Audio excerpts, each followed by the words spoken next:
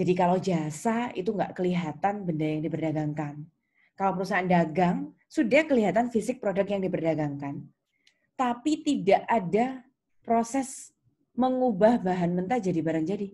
Kalau perusahaan dagang yang lalu kita pelajari, kita hanya beli dari supplier, barangnya sudah jadi, harganya lebih murah, nanti kita jual lebih mahal. Gitu aja, itu perusahaan dagang. Hari ini kita masuk ke tingkatan yang lebih kompleks. Namanya perusahaan manufaktur atau pabrikan. Apa yang disebut dengan pabrik? Entah ukurannya kecil, home industry, atau ukurannya besar, pabrik yang sudah multinational level misalnya seperti itu, tapi tetap di dalamnya itu kenapa kok disebut pabrik atau proses manufaktur? Karena pasti dimulai dari bahan mentah dulu, diolah sampai jadi barang jadi, baru dijual. Nah, karena di dalam perusahaan manufaktur itu ada proses pengolahan bahan baku mentah menjadi barang jadi baru dijual, biaya untuk mengolah, memproduksi suatu benda dari mentah sampai jadi-jadi, nah itulah yang disebut dengan biaya manufacturing cost atau production cost, biaya produksi. Sepakati dulu biaya produksi itu kita bagi jadi 3 bagian besar. Bahan baku langsung kita sebut dengan direct material, DM. Tenaga kerja langsung, direct labor, DL. Biaya selain DM sama DL, lain-lain selama terjadi di pabrik untuk memproduksi suatu benda tadi, kita sebut dengan manufacturing overhead, MOH. Atau nama lainnya factory overhead, FOH. Kita kenali satu-satu mulai dari direct material dulu. Direct material, ingat-ingat ya, material itu bahan baku, direct itu definisinya langsung. Harus yang bahan baku langsung, teman-teman. Misalnya kita produksi roti misalnya. Yang disebut dengan bahan baku langsung, itu yang bisa ditelusuri. Satu pieces roti itu membutuhkan berapa gram tepung terigu, berapa butir telur, berapa gram gula pasir. Nah, kalau bisa ditelusuri secara langsung, berarti tepung terigu, telur, kemudian gula pasir yang tadi saya sebutkan itu termasuk direct material. Jadi ya, direct material itu pengertiannya bahan baku yang bisa ditelusuri secara langsung. Bagaimana kalau ada bahan baku juga yang diperlukan juga untuk memproduksi roti, tapi nggak bisa ditelusuri secara langsung? Contoh, kalau rotinya kita berikan topping berupa meses atau topping berupa keju. Meses atau keju yang kita jadikan topping tadi, itu hanya kita taburkan, tapi kita nggak ukur.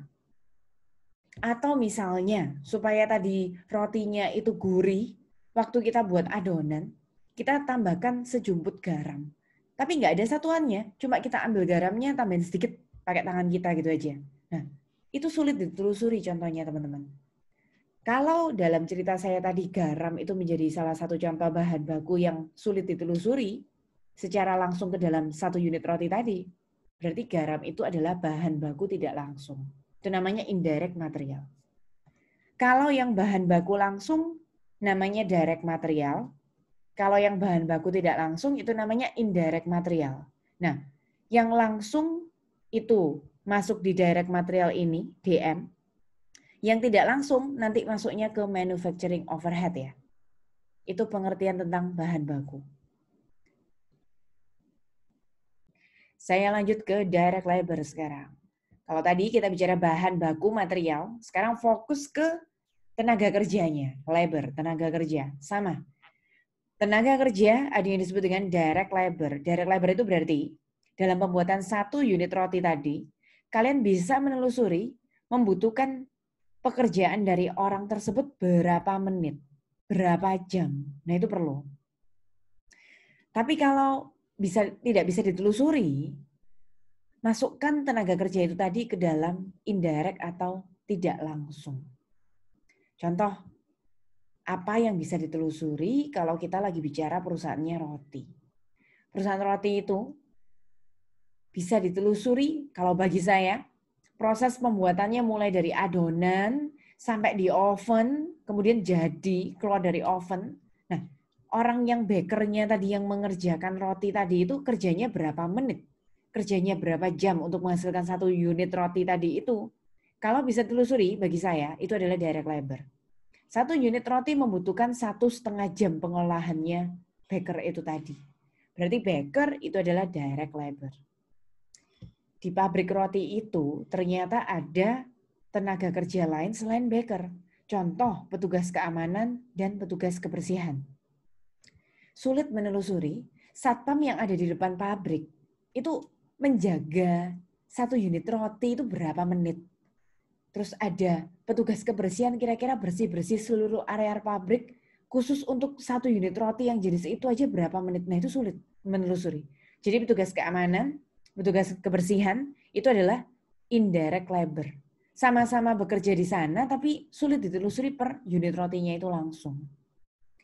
Yang direct labor, teman-teman masukkan direct labor DL.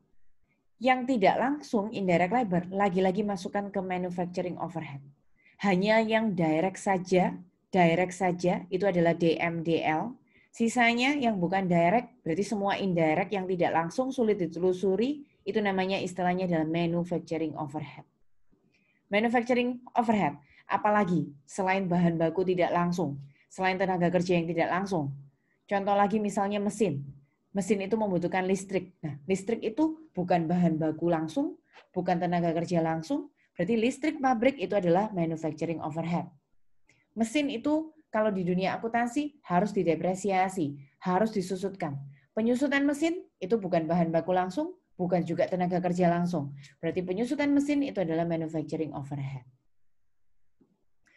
Jadi ketiga jenis biaya, direct material, direct labor, dan manufacturing overhead itu kita kumpulkan jadi satu, kita jumlah, itu namanya adalah manufacturing cost atau nama lainnya adalah product cost.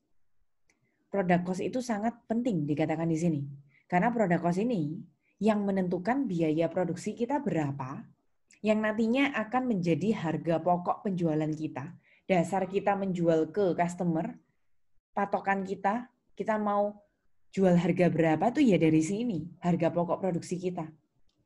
Di sini kita diperkenalkan dengan istilah product cost yang barusan saya bahas.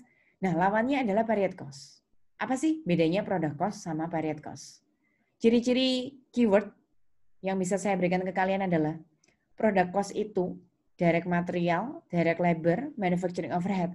Ketiga jenis biaya produksi ini harus terjadi di pabrik. Pabrik itu, ingat-ingat, tempatnya mengolah barang mentah jadi barang jadi. Itu namanya pabrik. Prosesnya namanya proses produksi. Berarti, selain biaya yang terjadi di pabrik, itu namanya adalah biaya periode atau period cost. Period cost itu saya bagi jadi dua ya. Selling expense, beban penjualan, dan administrative expense, beban administrasi. Product cost sekali lagi itu harus di pabrik. Kalian bayangkan pabrik itu berarti tepung, telur itu masih belum jadi roti. Diolah dulu biar jadi roti. Nah, nanti kalau rotinya sudah jadi, didisplay, didistribusikan ke toko-toko, store, itu baru period cost, teman-teman. Jadi begitu produknya sudah jadi, kalian bayangkan produknya sudah jadi, tinggal di-display, tinggal customer-nya pilih, tunjuk, terus beli. Nah, tempat terjadinya jual beli toko itu namanya biaya-biaya yang terjadi di toko itu adalah biaya period. Kenapa kok penting diketahui? Ya misalnya sama-sama kita ngomong gaji. Kalau gajinya pegawai yang di pabrik ya namanya product cost. Entah nanti apakah pegawainya itu pegawai yang bisa ditelusuri direct labor langsung ke produknya atau yang indirect labor manufacturing overhead, pokoknya kalau pegawainya itu di pabrik namanya product cost. Tapi kalau gaji pegawai yang toko, berarti gaji pegawai toko itu adalah period cost. Hari ini nanti kita latihan semakin banyak lagi ya tentang biaya itu yang dibagi jadi dua menurut fungsinya. Ada biaya produksi atau biaya manufaktur, DM, DL, MOH, atau period cost yang saya bagi dua, selling dan admin.